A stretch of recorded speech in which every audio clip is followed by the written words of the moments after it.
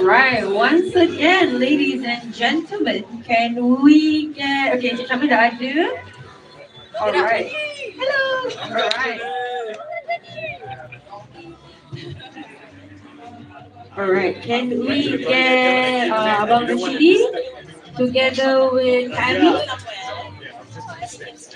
And also, of course, Puan Sarimah to be up on the stage so we can begin our media session with our media friends. And of course, untuk rakan-rakan media yang lain yang mungkin berada dekat atas, boleh sila datang ke bawah untuk sesi media for Riot. How was it? Alright, macam mana?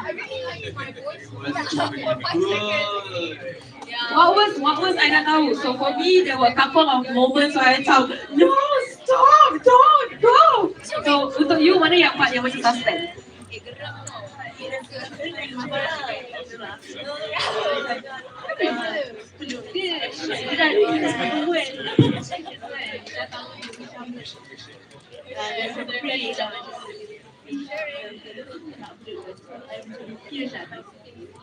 Alright, samalah macam kita. Saya pun sama. So kita akan bertanya dengan barisan pelakon, of course, Jazz as well. So sebenarnya, okay, let's start with our media friends. All of our media friends are here. How are you guys doing? How was the first episode? Very good? Yeah? Great. How does it feel like after months and months of shooting, seeing the first episode on the screen today? Kita nak icebreaker dulu. Let's start with our, of course, our main girl, Sal. Hello. Okay.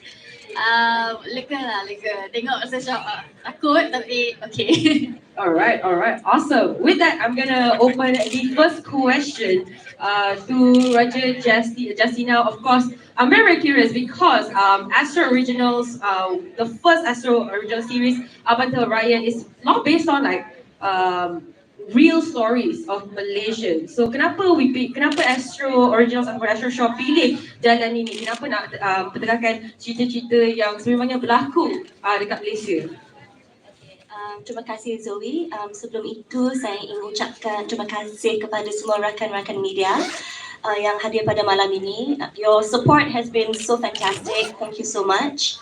Thank you. And going back to Zoe's question tadi, issue mental health, sexual harassment, bullying and all of that memang wujud dalam negara kita dan negara luar. And back then till now, it's something that very much exists, kan? So what we're trying to do is from all this kisah-kisah isu ini, menjadikan inspirasi untuk buatkan cerita baru. And we hope through Riot, we are putting out a voice out there that is okay, you know, to fight against sexual harassment. It's okay to fight against bullying and violence. We should riot against all of these negative things. I'm not sure whether all of you are aware, but this is from statistics from the Women's Action Society 2021 statistics. What I've been told is that for sexual harassment cases in universities and colleges, basically the top 5 cases are from there. And 59% of victims actually do not file a report because they fear of repercussions. So that's what we're trying to do, right? So kami harap through kehadiran Riot, there is ada suara, kan? A voice for the remaja, and will also open up doors for this kind of discussions to take place.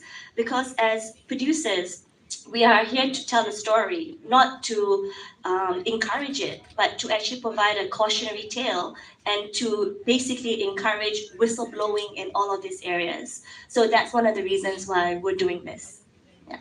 I love that. That's very, very true though, because whenever you ask a victim who has been in a similar situation, and when you ask, why don't you report it? What number one, they always say, have this like victim mentality, where they're very, very afraid to tell, because especially dalam society kita kan, bila kita cakap, saya kena harass lah, mesti orang cakap, you buat?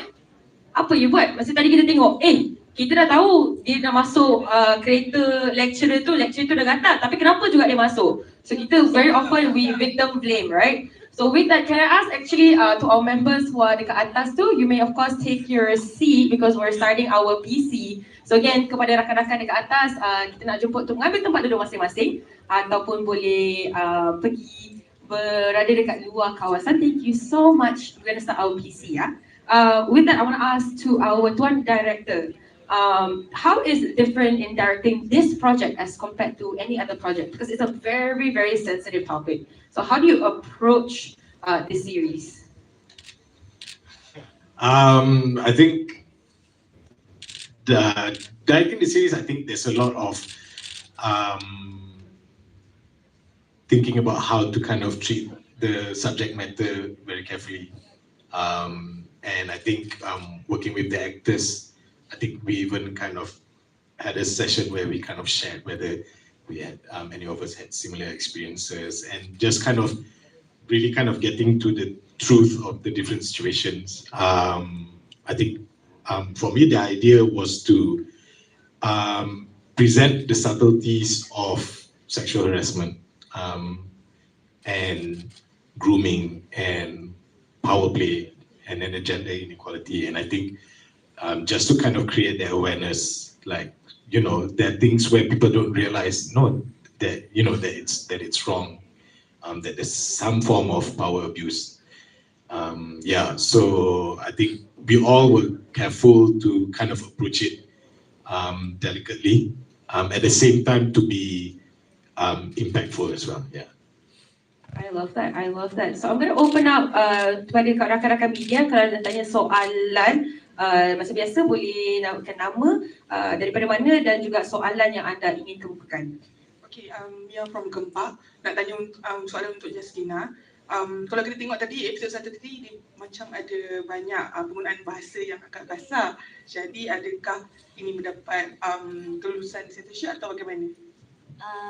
Thank you. So, just like all of our other Astro Originals, in Astro kita ada content review panel, a censorship team that goes through all of our content.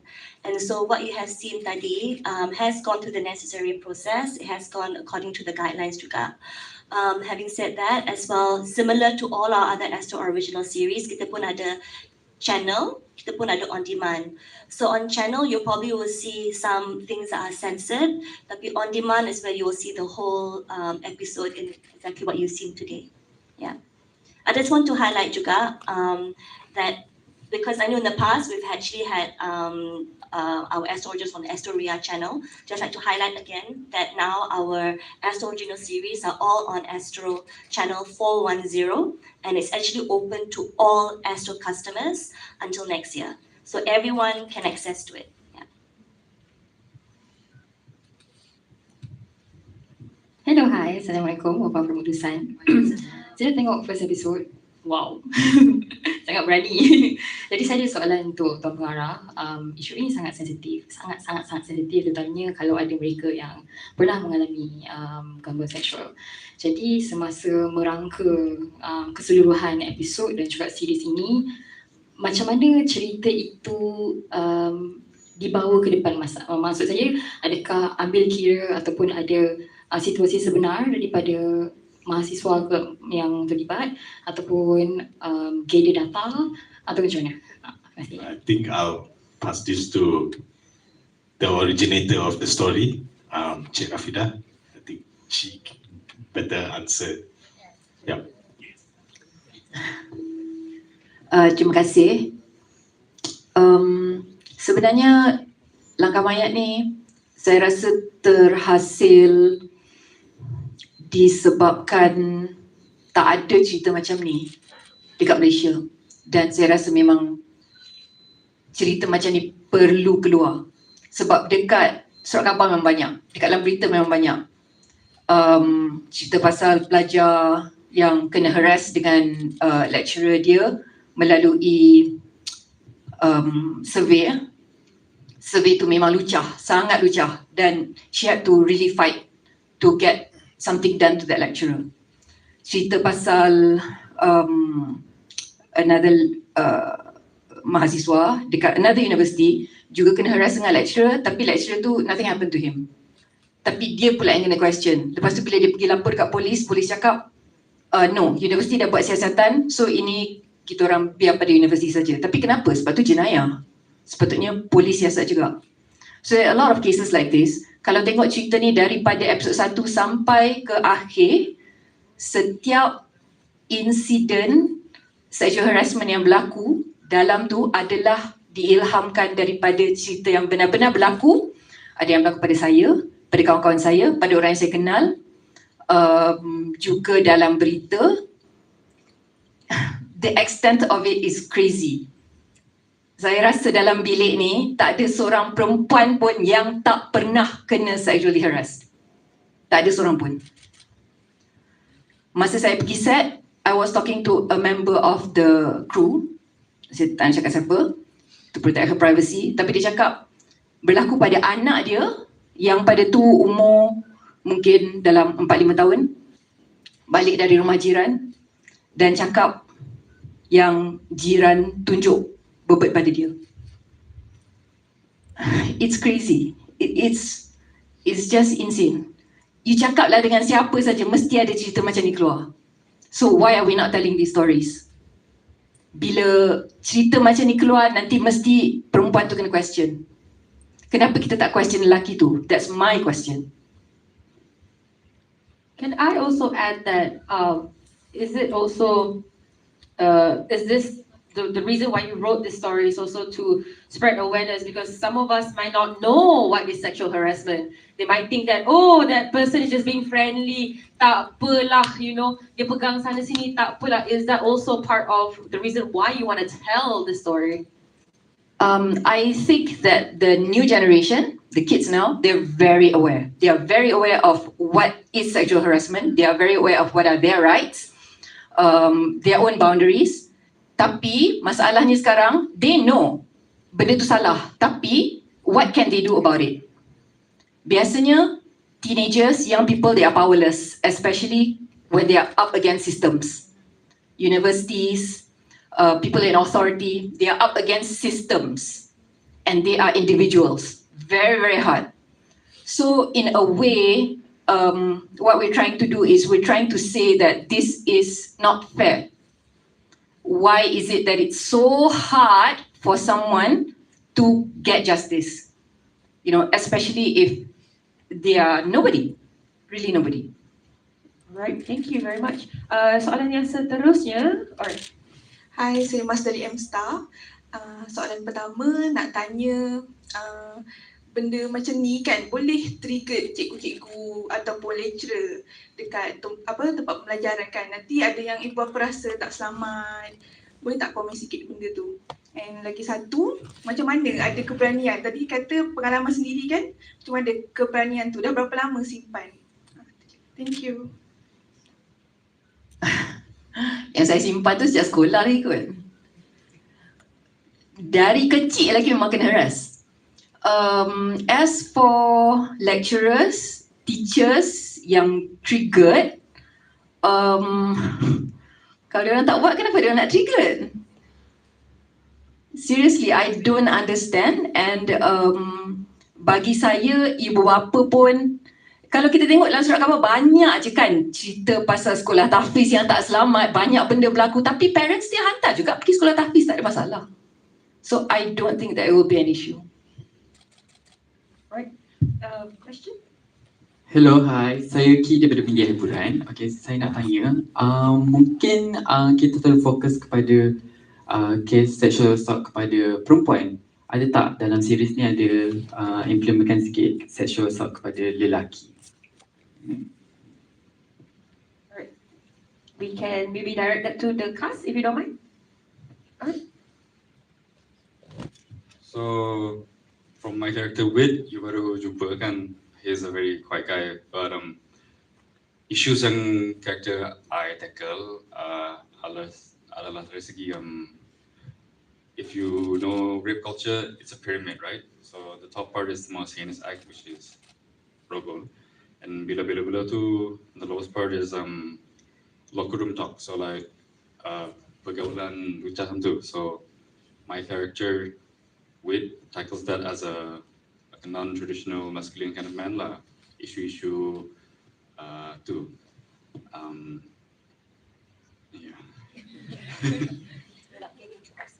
Yeah. Yeah. I tak nak spoil sangat, so you could tengok cerita ni to find out more. Yeah. Thank you. Right, thank you. Any other questions from Sidang Media? Ada lagi? Okay, mungkin saya akan tanya soalan kepada cast kita. Kita nak start mulakan dengan Cik Puan Sarimah dahulu. Boleh tak ceritakan sedikit pengalaman ataupun any stories during shooting, because both you and Abang Rashidi are of course the senior actors for the show, and it's a very sensitive topic. So how did you tackle this topic with the younger up and coming actors? Perkataan sedikit tu memberi masa ya untuk jawab, sebab jawapan ni panjang ya. Karakter saya tak ada dalam episod 1, tapi saya dari episod 2 sampai hujung ada. Thanks Shamyl for putting my 5-second voice in there. But I'm Mia Sarah's mother, Vicky's mom, and saya sebagai seorang mental health advocate, saya memang tertarik dengan watak ni, dan saya kenal abang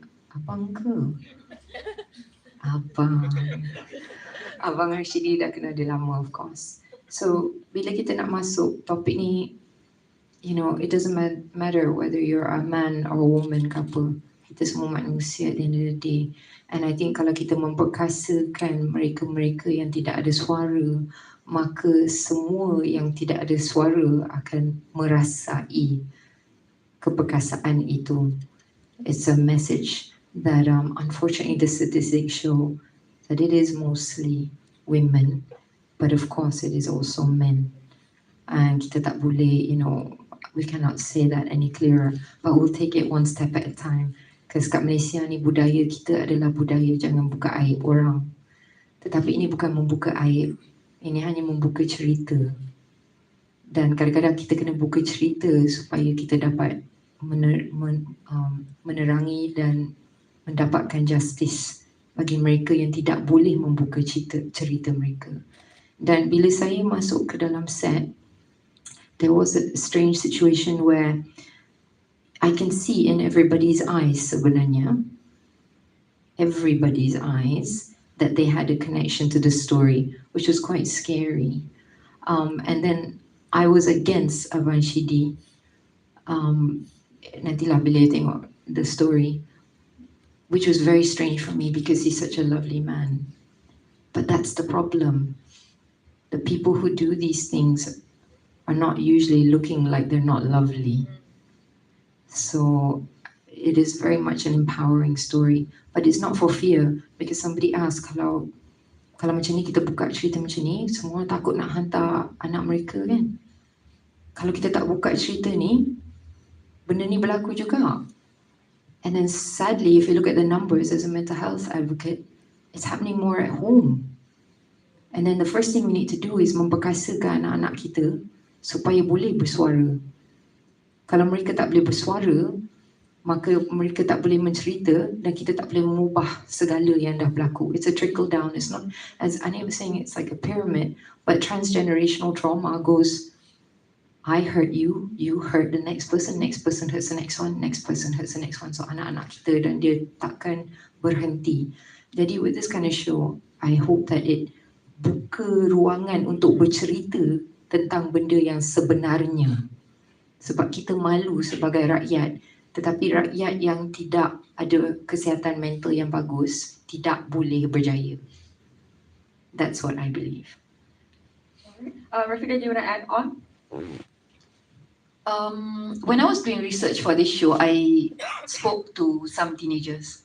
There was a teenage girl that really helped me with some of the research, and I then asked her, have you been sexually harassed? And she said, yes. Okay, who was it by? Saudara dia, relative. Pakcik ataupun pakcik saudara macam ni. Did you tell your mom? Yes. Dia cakap apa? Dia tak cakap apa. Dia biar je.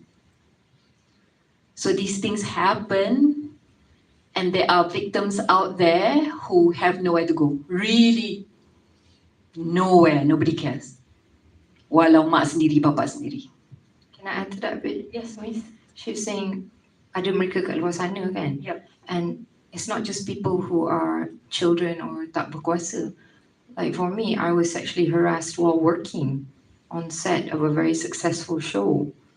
My producer came up to me at that time, this close to my face, and then basically pretended to fix my mic, but was touching my chest.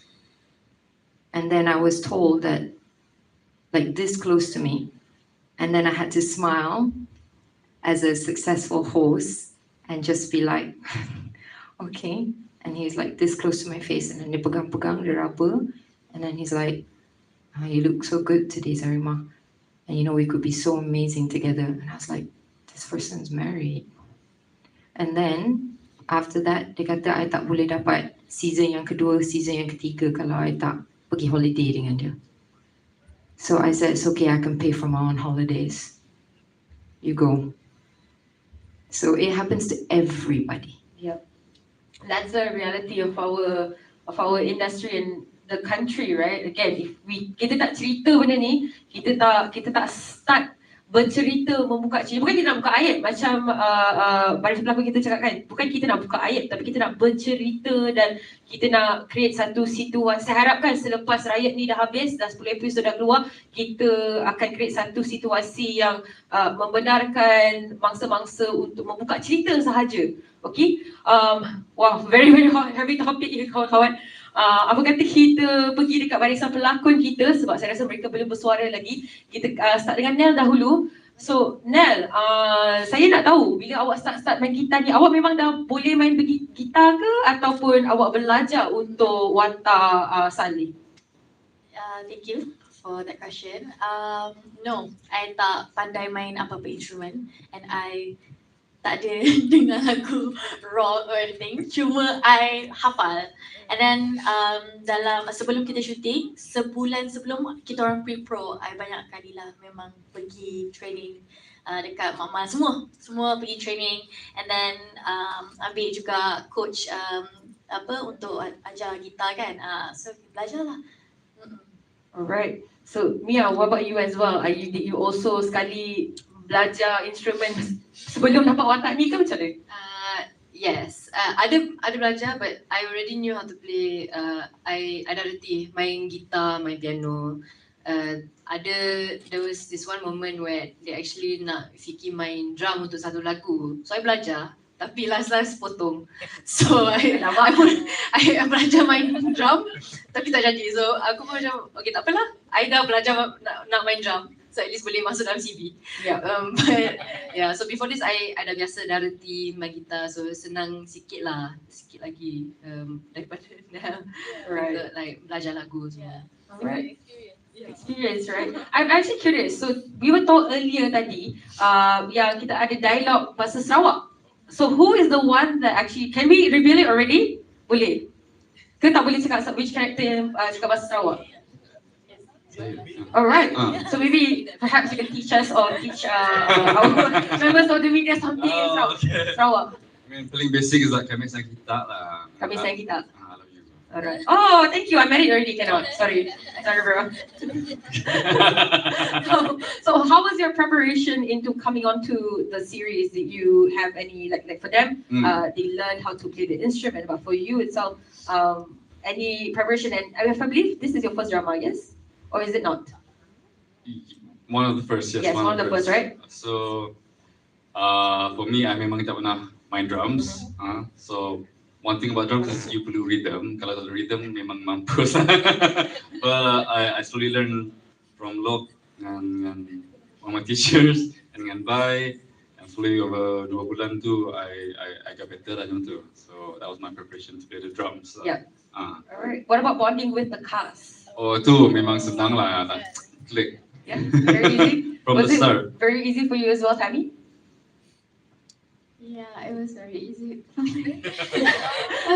I'm such an introvert. Like all of them knows, and they'll be making fun out of me. I'm also the introvert. You have to have, in a group of friends, you always have to have one introvert, right? To balance things out. Yeah, they always make me very comfortable and so easy. We always do things together on set. So. Alright. Any spoilers you can give? Oh, no spoilers at all. Okay, what can they look forward to in the next episode? Where is your character gonna go? Oh, tak boleh jawab juga. There's one character that hasn't come out yet. Yeah. I was not supposed to, but can we? No spoilers, right? No spoilers. Alright, no spoilers at all. So kalau anda nak tengok apa dia karakter yang akan keluar, What we did mention, I think I mentioned earlier, there is an element of supernatural. Yes, you did. So pandai-pandai korang connect the dots, eh? So we're gonna take maybe one more final question from you guys. Kalau ada apa-apa lagi soalan, ada tak? Dah tak ada? Alright. With that, any last words from the cast? From any of you guys want to give one last words before we wrap up for today? Ada. Abang Rashidi, actually saya ada soalan yang macam agak berat sikit lah. So I don't know if we want to end it with a very berat question. But I'm actually curious. So you played, of course, the Predator dalam siri ini. Predator, macam kasar sangat kan? Tapi untuk Predator dalam siri ini. So bila dah habis 10 episod ni, apa yang Abang Rashidi harapkan mereka yang menonton ni dapat daripada karakter Profesor? Okay, first and foremost, we should applaud Astro, Raja Justina and the whole team for bringing up this kind of content in the arus perdana. So tak pernah lagi ada dekat mainstream punya broadcast we table this kind of issue yang sangat berat. So that one is kudos to you guys lah. Yeah, Astro Originals selalu memang you guys keep on raising the standard. Anyway, for my character, I tak ada buat research because sorry. No, sorry. Okay. Joke aside. Yeah. So we all know because these issues are happening for the longest time.